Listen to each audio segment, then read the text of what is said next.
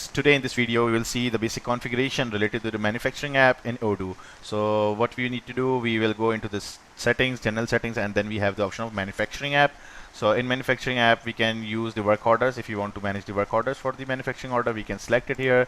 Then we have the subcontracting option. So if you want to manage subcontractor for your production, so you can select it here. Then we have unlock manufacturing order. So if you want to unlock your manufacturing order, you can simply click here. And if you want to manage your byproducts from the manufacturing, you can select from here. And if you want to manage the allocation for the manufacturing order, and you want to see the reports that what quantities have been allocated for which manufacturing order, so you can select this option. Now for example, if you want to manage the master production schedule, that you will have the scheduler where you can see your planned manufacturing and purchase order, and you can set up from there. So you can use this master production schedule, and you can also use security lead time. So once you have configured all this information, you will just save this record, so it will basically apply all the basic configuration related to the manufacturing app. So stay tuned with us for more videos. Thank you.